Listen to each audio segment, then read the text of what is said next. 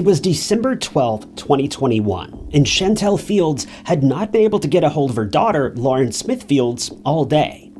She sent various texts and called multiple times, only to be met with radio silence. The following day, Shantell and her son headed over to Lauren's apartment, where they were met with a note on the door that said, "If you're looking for Lauren, call this number." As soon as Mrs. Fields called the number, Lauren's landlord came downstairs to meet her. The landlord had the heartbreaking task of informing Shantell that her beloved daughter had passed away the day before. The Bridgeport Police Department was already aware of this, but they never bothered to call Lauren's family to break the news. The landlord gave Shantell's son the phone number of a detective, who informed him that Lauren had met a man on a dating app and she'd spent the evening with him before losing her life. The detective never told the family what had happened, never offered any details, and abruptly hung up the call without so much as an explanation. Lauren's family had to beg detectives for days on end just to show up and collect evidence from the scene of the crime. By all accounts, the investigators could not have cared less about Lauren's case. They made virtually no attempts to follow up on various leads, and they wrote off the man who was with her the moment she passed away, saying he was a nice guy, only speaking with him one time for a few brief moments at the scene of the crime. Worse yet, police labeled her case as no need for investigation. But what would have led the Bridgeport police to have been so careless, so heartless, and utterly unconcerned? Well, get ready because this one's a doozy.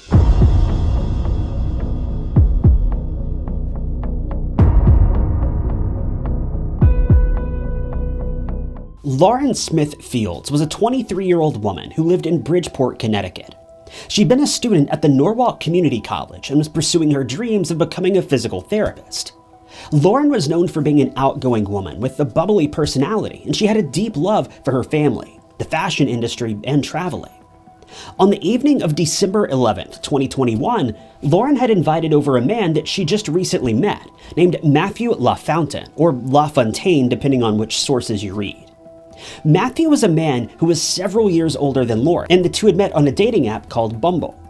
The two had only known each other for a few days, but Lauren had invited Matthew over to her apartment to share a few drinks and play games, generally getting to know one another better.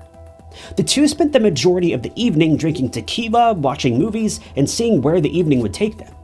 As the evening rolled on, Lauren eventually stepped outside to meet with her brother to give him back a basket of clothes that he'd left behind. When she returned to the apartment, she went to the bathroom for around 15 minutes, then returned to the living room couch where she and Matthew had been watching a movie. Before long, she fell asleep on the couch. Matthew finished watching the movie while Lauren slept, and when the credits rolled, he picked her up and carried her to bed, falling asleep beside her just a few minutes later. But there is an alternate version of events that was shared by Lauren's family, and it's difficult to understand which version of the story aligns more closely with reality. Lauren's family claims that Lauren had been feeling ill all afternoon, and when Matthew came over, Lauren was already sick. According to Lauren's family, as soon as she returned to her apartment after meeting with her brother, she began to vomit uncontrollably, leading her to enter the bathroom for the aforementioned 15 minutes.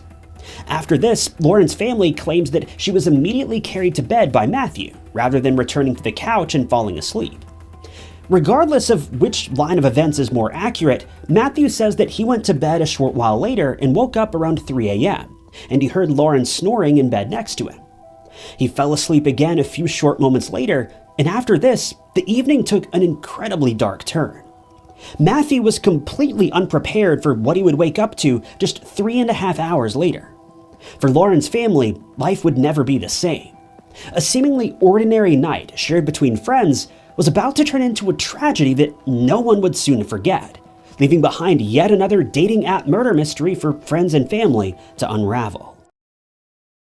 Before we keep going with today's story, I've got to ask you guys a question. As we're all getting older, have you started to notice that your skin isn't quite as vibrant as it once was? Or better yet, maybe your hair is starting to look less voluminous and may even be thinning in some areas. I know mine certainly is. I can certainly tell you that as years go by, My joints are starting to creak as well. If you're in the same boat that I'm in, then I'd like to introduce you to BioTrust. This is a completely natural supplement that contains 5 different forms of collagen, as well as turmeric to keep your hair, skin, nails, and joints healthy. As we age, our collagen levels tend to drop about 10% every decade. That's why you see so many collagen supplements on the market, because they work and everybody wants one. What's different about BioTrust is that they utilize a total of 5 different collagen types, while most brands only use 1 or maybe 2. To top this off, they also add turmeric and several other organic spices that may help with inflammation in your joints and other areas of your body. My favorite thing about BioTrust, though, is that you can mix this supplement with water or even put it in your coffee or any other drink of your choice. It doesn't have that awful bitter, earthy flavor that other supplements have.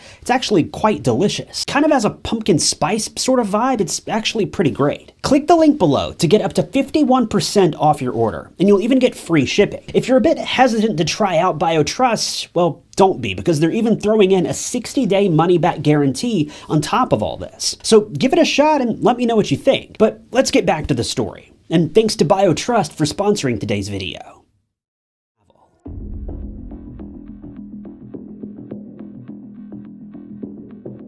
Matthew would wake up a few hours later at 6:30 a.m.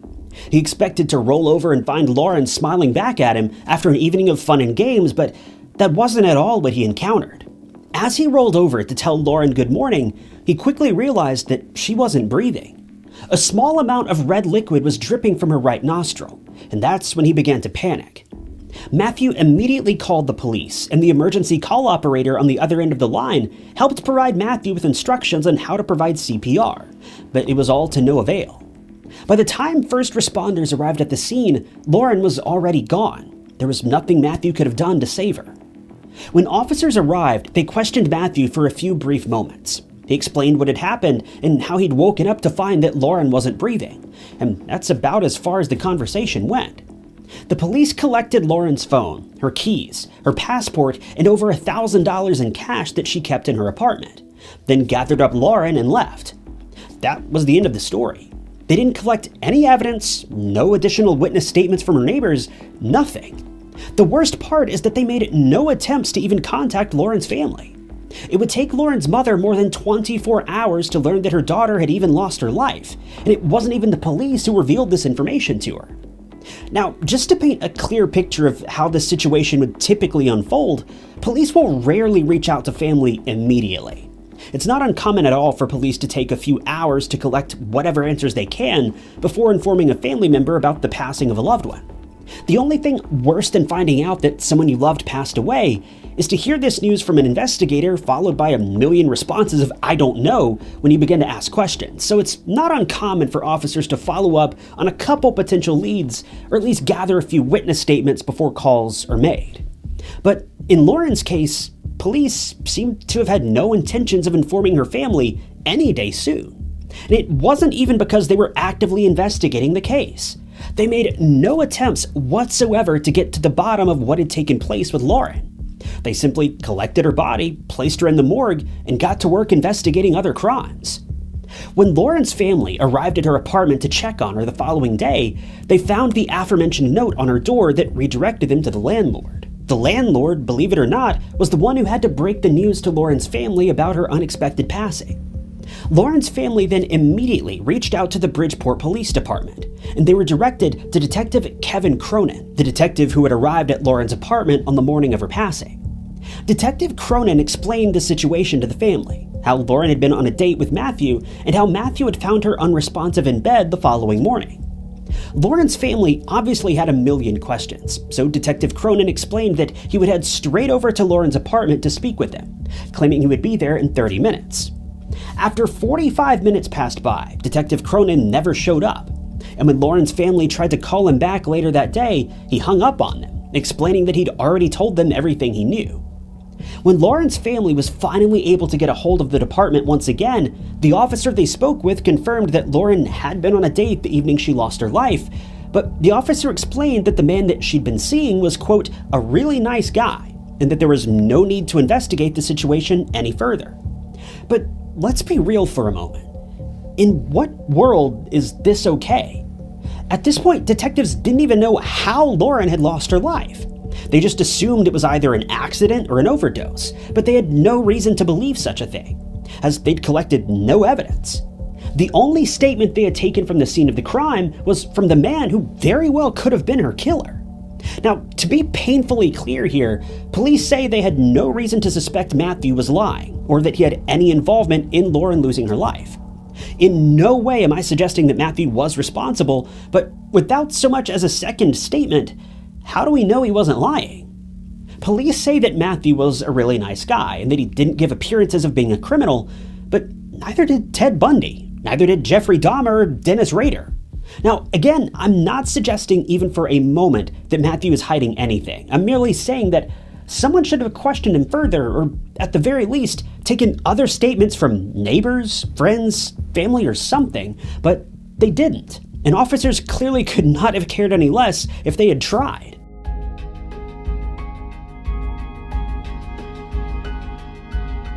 Shantell Fields, Lauren's mother, decided that if police weren't going to investigate the case, then she would have to do it herself. She headed back over to Lauren's apartment, and that's when she found evidence to suggest that Lauren and Matthew had been intimately involved on the night that she lost her life.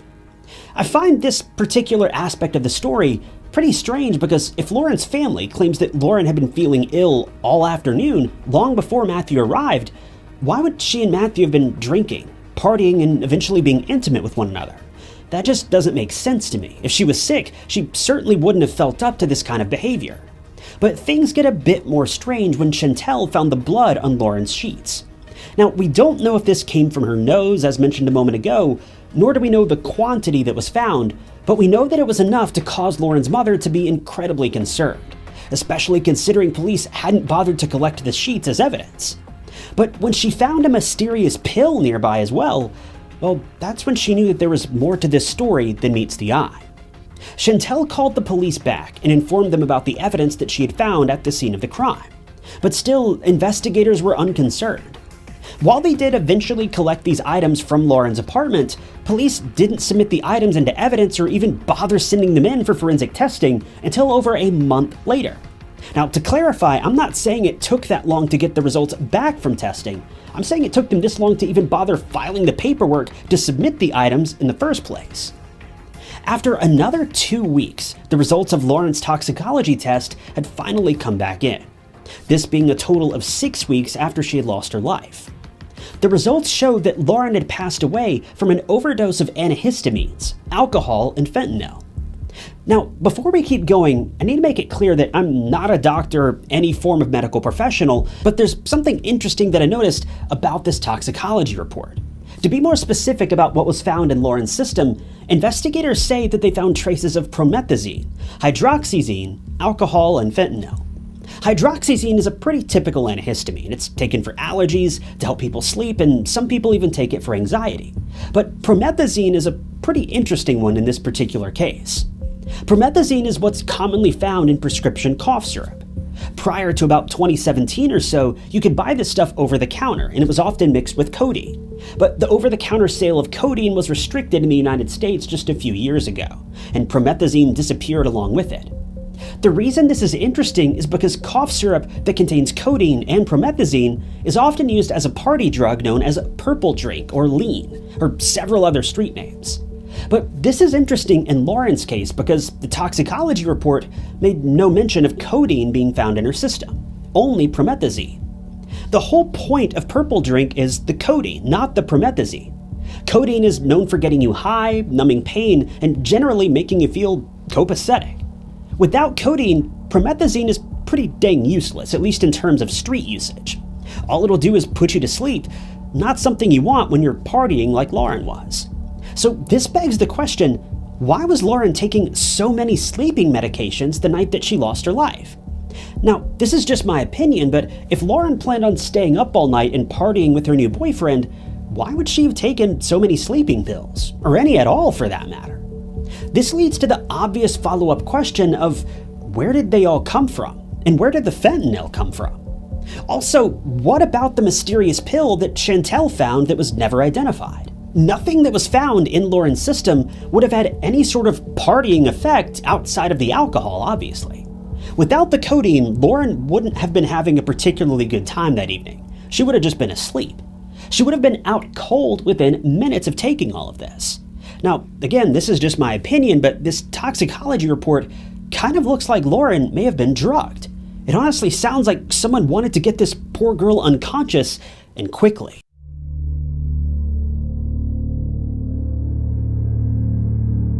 After the complete disrespect from the Bridgeport Police Department, Lauren's family resorted to hiring an attorney, Darnell Crossland.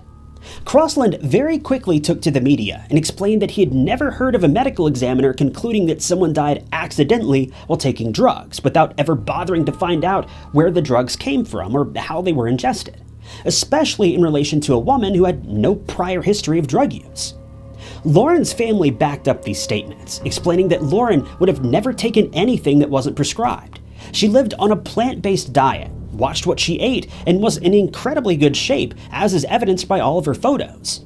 She went to the gym nearly every day and took great care of herself.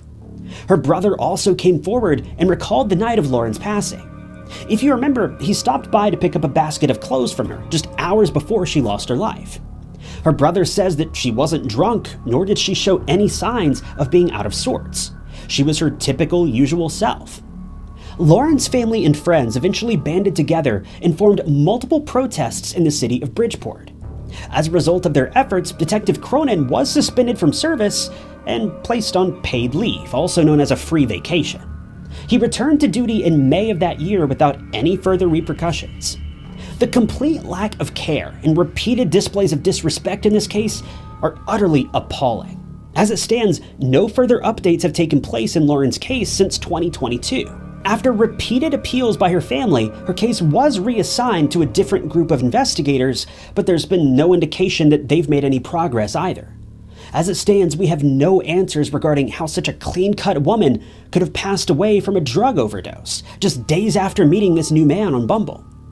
Now, I'm not a person that likes to throw blame at someone without some form of evidence, so I'm certainly not blaming Lauren's boyfriend for her demise. But at the very least, the man should have been investigated. I mean, really, if I woke up to find my wife, who had allegedly passed away in bed beside me overnight, I would expect to be very thoroughly investigated. I would be truly concerned if I wasn't.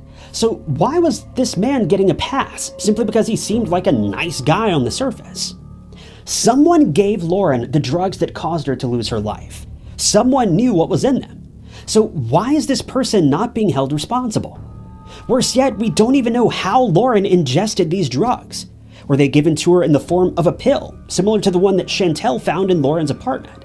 Were they mixed into her drink while she was in the bathroom for those 15 minutes? We don't know, and at this rate, we never will. This is yet another dating app murder mystery that police just don't want to get solved, and this seems to be a trend these days. So did this dating app reveal her killer? Was Matthew the man responsible? I mean, who even knows at this point? I certainly hope that one day Lauren's case will be solved. I'd be lying if I didn't admit that, in all honesty though, I don't think it will be. The Bridgeport police have made their stance very clear. They don't care. Our only hope at this point is that Lauren's family lawyer will be able to find some sort of evidence to hold the police force accountable for their complete disregard in getting justice for Lauren. And maybe, at the end of it all, someone will be able to catch the person who's responsible for all this. Thank you guys for tuning in to another episode of True Crime Stories. If you want to see more true crime documentaries like this, be sure to hit the like button and subscribe. If you'd like to help support the channel, the best way you can do that is simply by leaving a comment below. Any comment at all. It helps out the channel a lot more than you may realize. If you want to help out financially, you can do that by clicking the blue join button below, or by picking up a True Crime Stories mug like the one you see on the desk behind me from TyKnots.com. But with that, my name is Ty Knots, and I'll catch you guys in the next video.